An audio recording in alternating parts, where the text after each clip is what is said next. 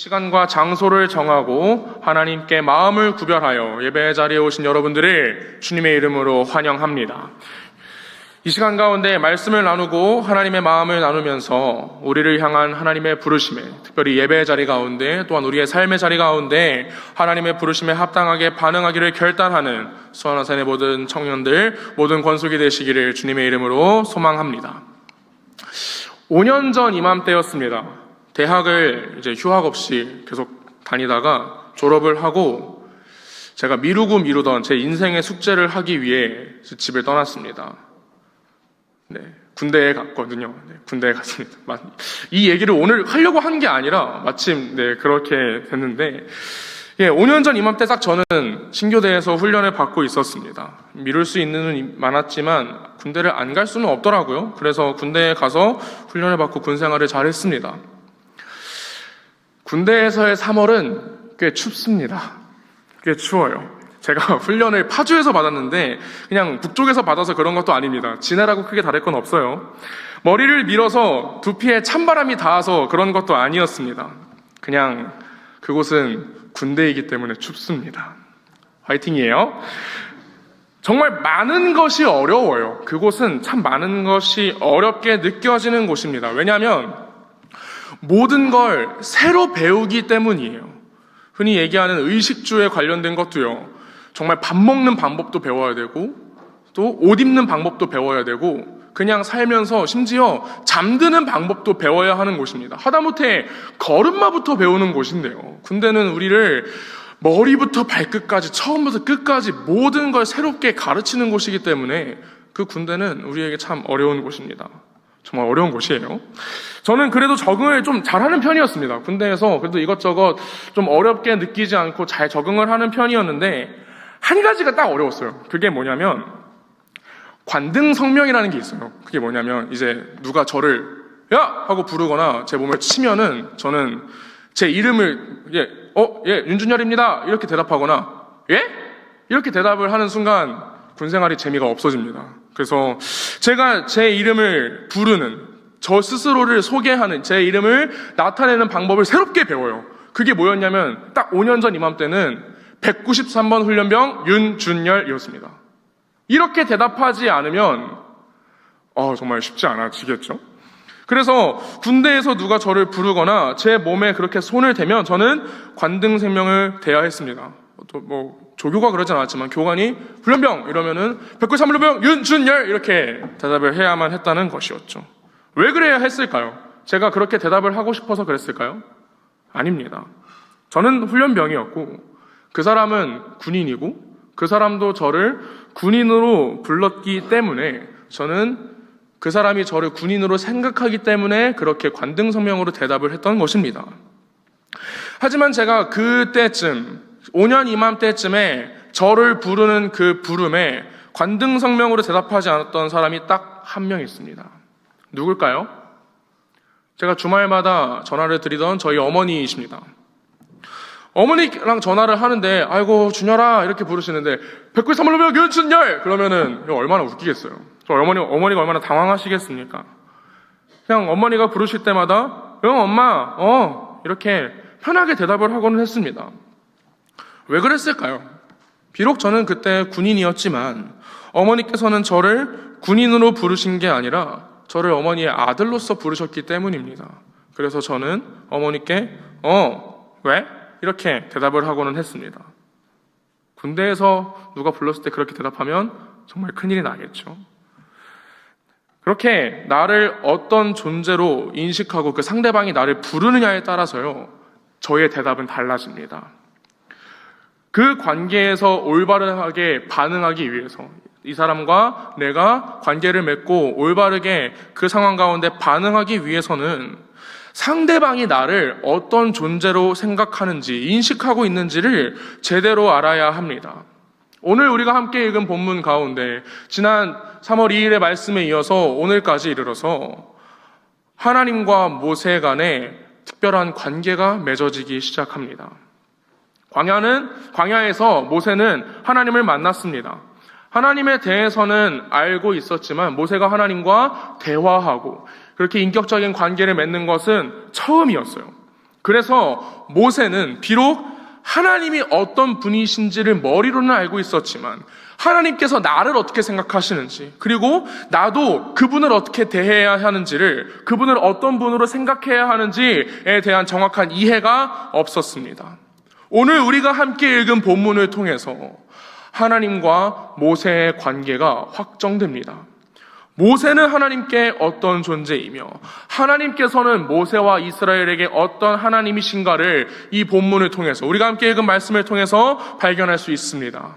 말씀을 나누며 이 시간 가운데 그 하나님과 모세의 관계에서 각각, 그리고 서로에게 어떤 의미를 가지고 있는지, 그리고 이를 통해서 우리 또한 우리를 그 마땅한 곳으로, 하나님께서 부르시는 곳으로 부르시는 그 하나님과의 관계에서 무엇을 생각하며 어떻게 대답할 수 있는지를 이 예배의 시간 가운데 함께 고민해 봤으면 좋겠습니다. 하나님께서는 모세를 부르신 뒤에 자기 자신을 이렇게 소개합니다. 6절의 말씀인데요, 함께 목소리 내어서 읽어보기를 원합니다. 시작. 또 이르시되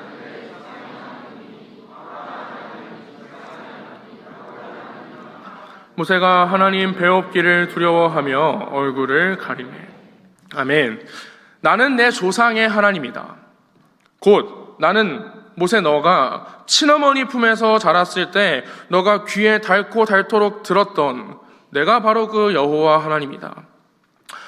너가 들었을 때 아브라함과 함께 했었고 이삭의 모든 길을 함께 걸었으며 야곱이 살았던 모든 시간과 함께 했던 여호와다. 그걸 들은 모세는 어떻게 반응했다고 말씀에 기록되어 있나요? 얼굴을 가렸습니다. 하나님 앞에 섰을 때 얼굴을 가리는 것은요, 경외의 대상인 하나님 앞에 올바르고 합당한 반응입니다. 무엇을 뜻하겠습니까? 모세는 어려서부터 들었던, 그리고 그 뒤로 기억하고 있는 하나님에 대한 어떠한 지식을 가지고 있었다는 것을 분명히 보여줍니다. 그래서 하나님에 대해서 모세가 알고 있었어요. 절대 모르지 않았습니다. 그리고 하나님께서는 본인이 누구인지를 소개해 주신 뒤에 바로 7절에서 10절에 이르기까지 오늘 이 떨기나무 위에서 모세를 향한 부르심에 대한 목적을 말씀해 주십니다. 7절과 8절의 말씀을 정리하자면 이렇습니다. 내가 나의 백성의 고통을 받고 그들이 그 고통 가운데 부르짖는 소리를 들었다. 나는 그래서 그 신음하는 나의 백성들을 애굽 사람들의 손에서 건지기 위해서 내가 이 땅 가운데 내려왔다. 내 백성을 젖과 꿀이 흐르는 땅, 곧 가나안 땅으로 인도하려고 한다. 그리고 이 하나님의 뜻 가운데 모세를 향한 직접적인 부르심이 9절과 10절을 통해서 나타납니다. 9절, 10절 제가 읽어보겠습니다. 이제 가라. 이스라엘 자손의 부르짖음이 내게 달하고 애굽 사람이 그들을 괴롭히는 학대도 내가 보았으니 이제 내가 너를 바로에게 보내어 너에게 내 백성 이스라엘 자손을 애굽에서 인도하여 내게 하리라. 아멘. 하나님은 자기 백성을 애굽으로부터 구원할 자, 하나님의 부르심을 받아 애굽으로 나아갈 사람을 바로 그 떨기나무 앞에 신발을 벗고 서 있는 모세로 세우길 원한다고 말씀하십니다. 이제 가라. 이제 내가 너를 보내겠다. 라고 말씀하시는 것입니다. 여기서 잠깐 짚고 넘어가 볼게요. 여러분, 만약에 우리가 지지난주에 함께 나눴던 40살의 모세였다면 어땠을까요? 애굽에서 나름 고위직 공무원으로서 섬기고 있었고 왕가의 일원으로서 있었던 그때 모세가 이런 부르심을 받았다면 어땠을까요? 모세의 대답은 아마 이랬을 것입니다. 네, 하나님, 제가 한번 해보겠습니다. 제가 바로하고 일면식도 있고 그래도 제가 공주의 아들인데 그런 말 할 정도는 되니까 제가 한번 이스라엘 백성들을 애굽에서 나올 수 있도록 잘 이야기해 보겠습니다. 이렇게 말했을지도 모르겠습니다. 하지만 우리가 오늘 본문을 통해 만나게 되는 모세는 그렇게 자신감이 넘치고 혈기 어렸던 40살의 모세가 아니라 이미 80에 이른 노인이었습니다. 인생의 실패를 경험하기도 했고 40년간 광야에서 양을 치며 사는 지금의 적당함을 느끼며 살아가고 있었습니다. 그래서 흐릿해지기도 했고요. 과연 하나님께서는 나를 기억하고 계실까? 이러한 의문 가운데 살아가고 있던 모세에게 하나님께서는 자기 민족, 그리고 나의 민족을 구원하라는 중대한 임무를 갑작스럽게 맡기신 것입니다. 당황스럽지 않았을까요? 갑자기 이게 무슨 일입니까? 나는 그냥 어제처럼, 그제처럼, 지난주처럼, 지난달처럼, 지난 40년간 했던 것처럼 나에게 맡겨진 양들을 돌보다가 저기에 푸른 초원이 있어서, 푸른 초장이 있어서 저기에 양을 인도하러 갔을 뿐인데 갑자기 불에 타 없어지지 않는 떨기나무를 발견하고 그 앞에서 하나님의 부르심에 반응하고 신발을 벗었더니 갑자기 나에게 그 큰 민족, 그리고 나의 민족을 애굽에서 이끌어내라는 부르심을 받았으니 얼마나 당황스러웠겠습니까? 당황스러웠던 모세는 이렇게 말합니다. 11절 말씀입니다. 한번 11절 말씀을 한 목소리로 읽어보기를 원합니다. 시작. 모세가 하나님께 아뢰되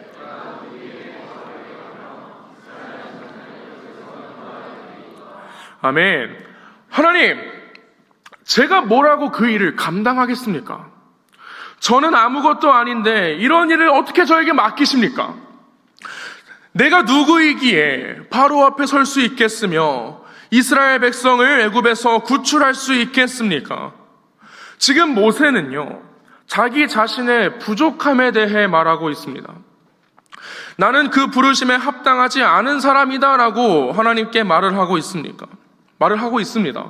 여러분, 근데 생각을 해보세요. 이스라엘을 애굽에서 구출하는 일이 그렇게 쉽고 간단한 일입니까? 그냥 거기 한 명한테 집에 가가지고 그 옆집마다 다 이야기해가지고 다다음 주 수요일쯤에 애굽 나올 거니까 그렇게 다 전달해주세요. 알겠죠? 이러면은 그 60만 명, 200만 명에 달하는 사람들이 한 번에 나올 수 있습니까? 거기서 종살이하고 있는 히브리 백성들을 그렇게나 강력하고 강성한 나라였던 애굽에서 그들을 구출해내는 일이 어디 비단 쉬운 일입니까? 그리고 그 민족을 애굽에서 꺼내서 나와도 그 광야에서 그렇게나 많은 사람들을 인도해서 가나안까지 안전하게 도착하게 만드는 것도요, 여간 쉬운 일이 아닙니다. 그래서 모세는 감당할 수 없는 그 큰 부르심 앞에 하나님께 자신의 무력함을 피력합니다. 도대체 하나님께서는 저를 뭐라고 생각하시길래 그 부르심을 저에게 맡기십니까? 사랑하는 여러분, 모세가 부르심 앞에 자신의 부족함을 고백하는 이 모습이, 그래서 나를 누구냐, 내가 누구이기에 그런 일을 맡기느냐라고 고백하며 여쭤보는 이 모습이 하나님의 부르심 앞에 선 우리의 모습과 매우 비슷하지 않습니까? 우리도요, 우리의 부족함을 하나님께 고백하고는 합니다. 하나님께서는 저에게 맡기시는 일이 많은데, 그리고 하나님께서는 내가 사랑하는 이 부서와 나의 지체들에게 맡기시는 일이 많은데, 우리 모두는요, 그 자리 가운데 쉽게 네 하나님 제가 하겠습니다, 네 하나님 제가 그걸 할 수 있겠습니다라고 고백하지 못합니다. 우리의 부족함을 고백하죠. 하나님, 저는 부족합니다. 하나님께서 지금 저에게 주시는 일을 저는 감당하기가 너무 어렵습니다. 저는 그걸 감당할 사람도 못 되고 그럴 능력도 없습니다. 그런데 왜 저에게 그런 일을 맡기십니까? 내가 누구이기에 하나님의 일을 맡기려고 하십니까?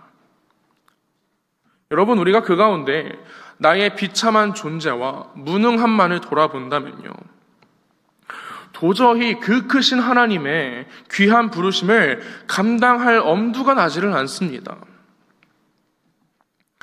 그래서 여러분은 하나님께 그렇게 기도하지 않습니까? 하나님, 나를 세워주시기를 원합니다. 이렇게 기도하면서 하나님, 그래서 제가 이 일을 맡기 위해선 이러한 것들이 필요합니다. 이러한 사람이 되어야 합니다. 하나님, 저에게 이것과 이것을 주세요. 라고 기도를 하지는 않습니까?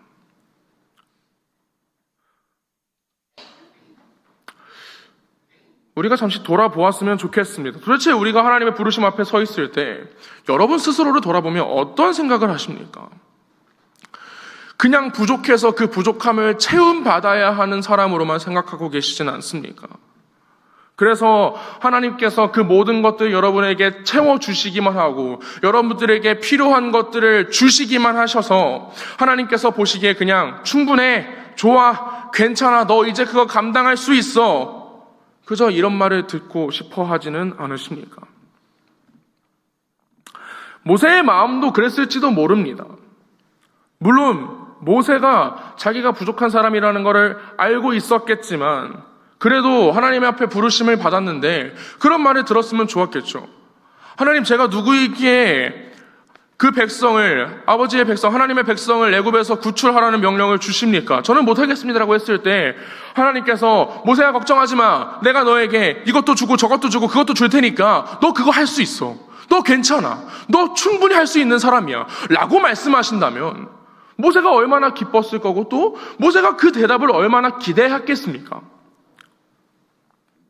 하지만 내가 누구이기에? 라는 질문에 하나님께서는 모세의 부족함도 그리고 모세가 체험받을 것도 모세의 어떠함도 말씀해 주지 않으십니다. 그의 성품, 그 가진 무언가, 그가 지난 시간 동안 배웠던 모든 것, 그리고 여전히 터지지 않았던 그런 잠재력에 대해서도 말씀하지 않으십니다. 12절의 말씀 가운데 하나님께서는 이렇게 대답하십니다. 제가 읽겠습니다. 하나님이 이르시되 내가 반드시 너와 함께 있으리라. 내가 그 백성을 애굽에서 인도하여 낸 후에 너희가 이 산에서 하나님을 섬기리니 이것이 내가 너를 보낸 증거니라. 아멘. 하나님께서 모세에게 말씀하시는 것은요, 모세의 어떠함이 아니었습니다. 모세가 어떤 것을 체험받을 것이며 그 공급받음을 통해서 섬길 수 있게 될 것이라는 그런 무언가를 주는 것을 허락하는, 약속하는 것이 아니었다는 것입니다. 하나님의 대답은 무엇이었습니까? 내가 반드시 너와 함께 있으리라. 내가 반드시 너와 함께 하겠다. 너가 바로 앞에 서게 될 때도, 이스라엘 백성들을 인도하게 될 때도 모세 너의 어떠함으로 그것을 할 수 있게 내가 너 혼자 그렇게 감당하게 하지 않을 것이다. 내가 너와 함께 하겠다 라고 말씀하시는 것입니다. 모세는 알고 있었습니다. 아브라함의 하나님이, 이삭의 하나님이, 야곱의 하나님이 그 이스라엘과 그 이삭과 그 아브라함과 함께 하시는 모든 발걸음 가운데 동행하심으로 그 모든 것들을 이루셨다는 것을 모세는 머리로는 알고 있었습니다. 그런데 이제는 그 믿음의 조상 가운데 함께 하셨던 하나님께서 모세 자기 자신과 함께 하시겠다고 말씀해 주시는 것입니다.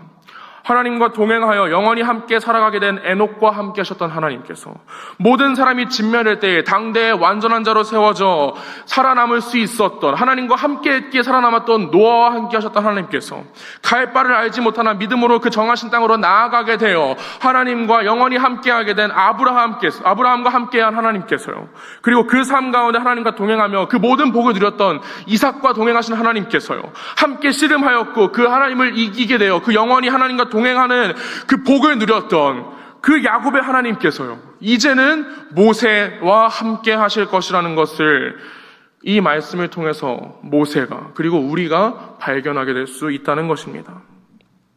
사랑하는 청년 여러분, 하나님께서는 여러분을 부르십니다. 여러분의 각자의 자리에, 그리고 여러분이 각자의 부르심이 있는 곳으로 여러분을 부르고 계십니다. 혹시 여러분도 그 자리 가운데 여러분의 부족함만을 토로하고 계진 않으셨습니까? 주님, 제가 어떻게 그것을 감당하겠습니까? 제가 누구이기에 그 일을 하겠습니까? 그렇게 대답하고 그렇게 다시 하나님께 질문하는 여러분께 하나님께서는 모세에게 말씀하신 것과 같이 내가 반드시 너와 함께 하겠다고 약속하십니다. 그렇기 때문에 이제 우리는 무언가를 가져야 그것을 감당할 수 있는 사람이 아니게 되는 것입니다. 그 부르심에 반응하고 그 부르심을 이루어내기 위해서 어떤 능력과 어떤 무언가를 가져야만 하는 사람이 아니게 되는 것입니다. 그 부르심을 이루어내게 하시는, 그 부르심을 이루어내실, 그 명령 가운데 원하시는 것을 분명히 이 땅 가운데 이루실 하나님께서 우리와 반드시 함께 하신다는 것을 여러분 기억하시기를 바랍니다. 그 임마누엘의 하나님께서요, 여러분의 그 모든 나아가는 자리 가운데 여러분을 부르시는 그 명령에 여러분의 충성을 다하고 최선을 다해 살아가는 모습을 위해서 반드시 여러분과 영원히 함께 하실 것이라는 것을 여러분의 삶 가운데 항상 경험하며 날마다 기억할 수 있는 수원한산의 모든 청년들이 되시기를 주님의 이름으로 간절히 소망합니다. 모세에게는요, 한 가지 물음이 더 있었습니다. 그러면 감사합니다, 하나님. 하나님께서 저와 함께 하시겠다고 하니까 제가 가겠습니다. 근데 가면요, 하나님, 이스라엘 백성들이 물어볼 거예요. 그러면 저는 하나님을 누구라고 대답해야 합니까? 그들이 하나님의 이름을 물어볼 텐데 저는 그 하나님의 이름을 물어보는 질문에 어떻게 대답을 해야 합니까? 이스라엘 백성들이 물으실 것이라는 것입니다. 너가 말하는 그 조상의 하나님의 이름이 무엇이냐? 근데 이 이름을 묻는 질문은요, 사실 진짜 그 이름을 물어보는 건 아닙니다. 그 존재가 어떤 존재인지를 물어보는 건 아닙니다. 왜냐하면 이미 하나님께서는 6절 가운데 소개를 해주셨으니까요. 나는 너의 조상의 하나님이다. 아브라함의 하나님이다. 이삭의 하나님이다. 야곱의 하나님이다. 이렇게 이미 자기 자신을 소개해 주셨잖아요. 그렇기 때문에 이름을 물어보는 질문을 정말 그냥 그 워딩 자체로만 이해를 한다면 모세가 굳이 물어볼 필요가 없었겠죠. 모세가 지금 하나님의 이름을 제가 무엇이라고 해야 하겠습니까? 라는 것은요, 내가 그들에게 하나님이 어떤 분이신지를 무엇이라고 이야기를 해줘야 합니까? 라는 뜻이에요. 하나님의 성품이, 하나님의 그 어떠함이 그들에게 어떻게 설명이 되어야 하겠습니까? 라는 뜻입니다. 모세가 그렇게 물어볼 때 하나님께서는 14절의 말씀으로 대답을 해주십니다. 14절 저희 한 목소리로 함께 읽어보기를 소망합니다. 시작!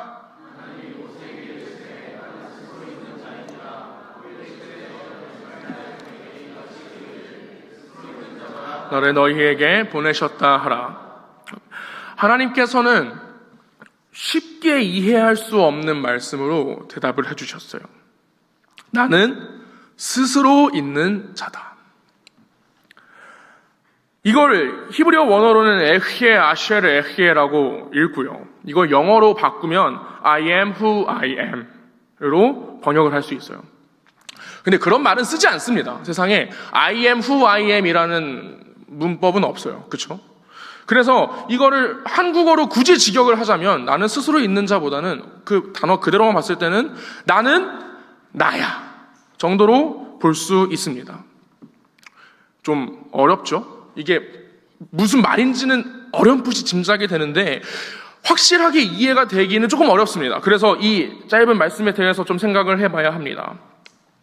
제가 아까 이야기했죠. 왜 이스라엘 백성들이 신의 이름을 물어봤을까요? 사실 이 질문의 의도는 그 이름이 진짜 궁금해서 물어보는 게 아니라 그 하나님이 어떤 하나님인가를 궁금해하는 것입니다.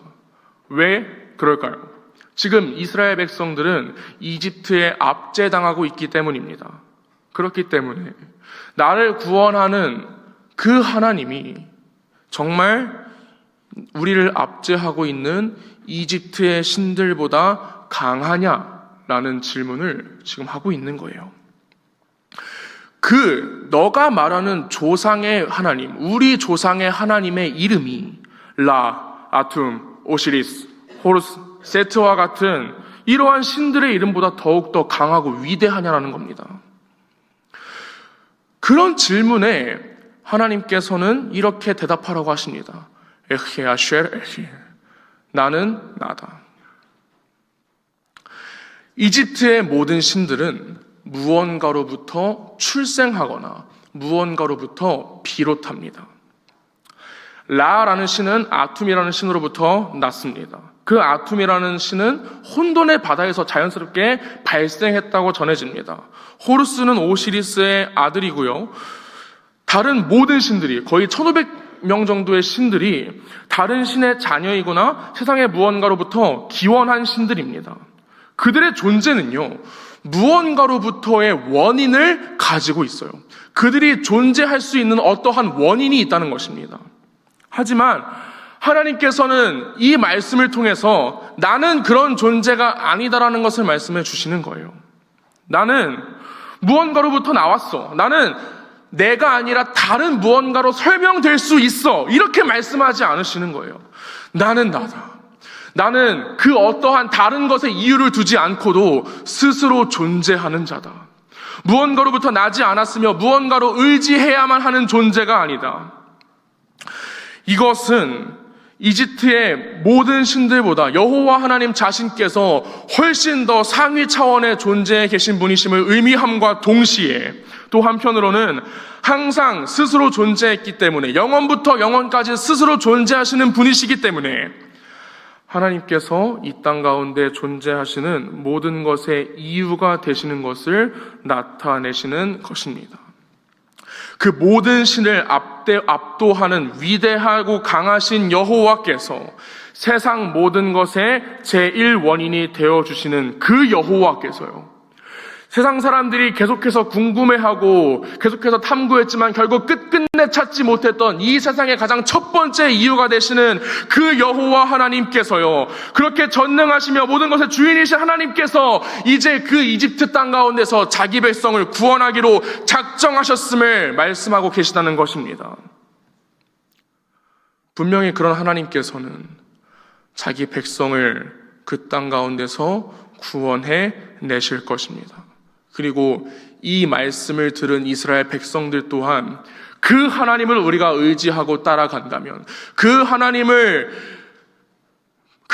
부르심을 받아서 우리를 찾아온 이 모세의 이끌어냄을 우리가 따라간다면 우리 이 이집트 땅을 나아갈 수 있겠다, 가나안 땅으로 나아갈 수 있겠다라고 확신할 수 있게 될 것입니다. 여러분은 하나님을 누구라고 생각하십니까? 여러분은 하나님을 어떤 분으로 생각하고 어떤 분으로 대하고 계십니까? 이 자리 가운데서 대답하는 것도 좋지만 특별히 여러분이 기도하는 자리 가운데 하나님을 어떻게 생각하는지 아까 잠깐 나누었지만 다시 한번 생각해 보기를 원합니다. 우리는 우리 각자의 제목을 들고요, 우리의 각자의 어려움을 들고 기도의 자리로 나아갑니다. 기쁨과 감사의 마음으로만 기도의 자리로 나아갔으면 좋겠지만 항상 우리에게 그런 제목만 있는 건 아니잖아요. 그래서 우리는 내 부족함, 내 어려움을 들고 주님께 그것을 눈물로 간구함으로 고백하고는 합니다. 그 자리에서 우리의 기도가 어떻습니까? 주님, 내가 그걸 하고 싶습니다. 그러니까 나에게 그걸 할 수 있는 힘을 주세요. 주님, 내가 그걸 할 수 있는 능력을 주세요. 주님, 내가 그걸 할 수 있게 저를 만들어주세요. 이렇게 하나님께 기도하고 요구하지는 않습니까? 하나님께서는 그냥 나에게 그럴 수 있는 능력만 주시고요, 내가 그걸 직접 감당해 보겠습니다 라고 하나님께 좀 자만하는 마음으로 나아가고 있지는 않습니까? 우리가 그렇게만 기도한다면요, 물론 그렇게 기도하는 것도 필요하지만 우리가 그렇게만 기도해서는 우리는 하나님을 어떤 존재로 만드는 것이냐면 그냥 내가 원하는 것만 들어주시는 하나님으로 만드는 것입니다. 이런 이야기는 많이 들어봤겠지만 또 한편으로는 이렇게 생각할 수도 있는 거예요. 하나님을 하나님으로서 일하시지 못하게 만드는 겁니다. 정말 하나님을 하나님 되심으로 이 땅 가운데 나의 삶 가운데 역사하시도록 그 모든 것들을 주님께 열어드리는 것이 아니라 그냥 내가 원하는 모습으로 하나님을 제한하고 재단해서 하나님을 나의 것으로 만드는 것입니다. 내가 만든 신으로 하나님을 그저 그런 이 세상 가운데 우리가 손으로 빌고 우리가 원하는 것을 간구하기만 하는 그런 우상으로 전락시켜버리는 것입니다. 우리가 우리의 연약함을 두고 우리가 필요한 것을 하나님께 구하는 기도를 드릴 때, 특별히 우리가 하나님의 부르심에 합당하게 반응하기 위해서 우리가 하나님께 필요한 것을 구하는 기도를 드릴 때 우리는 하나님께 드리는 우리 기도의 언어를 다시 한번 고민해 볼 필요가 있다는 것입니다. 여러분, 금요 만나 기도회를 나와보시면 아시겠지만 금요 기도회가 금요 만나 기도회로 이름이 바뀌었습니다. 그래서 제가 지금은 방송실에서 예배를 드리지만 가끔씩, 그리고 예전에는 이 자리에서 예배를 드렸던 적이 있어요. 이 자리에서 함께 기도를 했던 적이 있습니다. 제가 여기서 이제 예배가 다 마치고 이제 설교자가 내려가서 함께 이 자리 가운데 우리가 가지고 나온 제목을 위해서 기도하는 시간을 가질 때요, 제가 성도님들을 보면서 바라보면서 제가 한 주도 빠짐없이 했던 기도가 있습니다. 그게 뭐냐면, 오늘 이 자리 가운데 가지고 나온 많은 제목을 두고 기도하는 성도님들이 이 자리에 계십니다. 주님, 저들이 하나님 앞에 자신의 부족함과 어려움을 이 자리 가운데 내려놓고 하나님께 던져두고, 그 모든 제목이, 그 모든 기도가 하나님의 뜻과 하나님의 계획대로 이루어지는 것을 발견하고 목격하게 하옵소서. 그저 나의 원대로, 내가 바라는 대로 그 기도가 이루어지는 것이 아니라 저 문을 열고 나아갔을 때 하나님께서 나의 삶 가운데 그 뜻과 계획을 이루실 것을 확신하며 자신의 삶의 예배의 자리로 다시 한번 하나님과 함께 담대함으로 나아가게 하여 주시옵소서.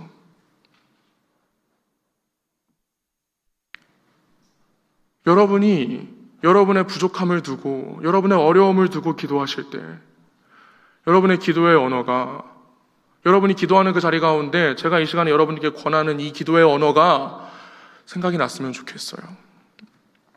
여러분의 삶 가운데 여러분의 뜻대로 이루어지는 것은 단 하나도 없습니다. 우리가 생각하는 대로, 우리가 원하는 대로 살아갈 수 있다면 우리는 하나님을 주님으로 모시는 자들이 아닌 것입니다. 여러분의 삶 가운데, 여러분이 부족한 가운데, 여러분이 어려워하는 가운데 우리의 생각과 우리의 뜻대로 이루어지는 것이 아니라 하나님의 뜻과 계획이 그 모든 지경 가운데 이루어질 것이라 믿으셨으면 좋겠습니다.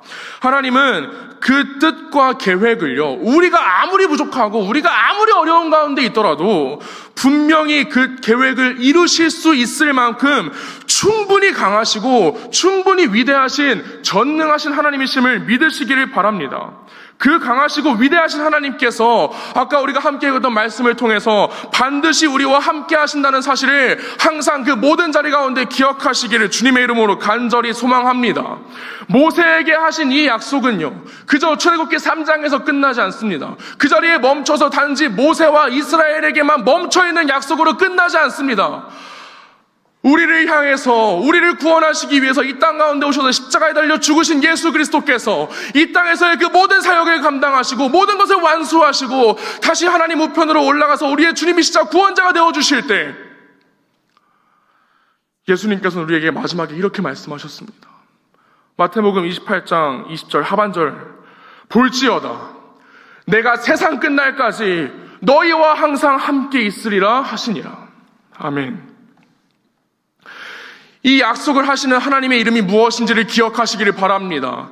이 약속을 하시는 이의 이름이 무엇입니까? 여러분은 그 이름을 물어볼 때 하나님께서 무엇이라 대답해 주시겠습니까? 하나님, 당신의 이름이 무엇입니까? 하나님께서 말씀하십니다. 나는 그 모든 것들의 이유가 되며 그 모든 것들을 다스리며 그 모든 것들을 이끌어갈 수 있는, 그 모든 것들을 이루어낼 수 있는 스스로 있는 자이니라. 그리고 나의 선한 뜻대로 나의 백성을 그 죄에서 구원할 예수다. 기름 부음 받은 자로서, 왕과 제사장과 선지자로서 너희의 주가, 너희의 구원자가 되기 위해서 이 땅 가운데 온 나는 그리스도다. 세상의 모든 것을 다스리는 왕 중의 왕이며 이 세상 모든 것들의 주인인 주 중의 주인, 이 세상의 모든 것을 창조하고 다스리는 창조주다. 그리고 나의 이름은 너희와 영원히 함께하기로 약속하는 임마누엘이다.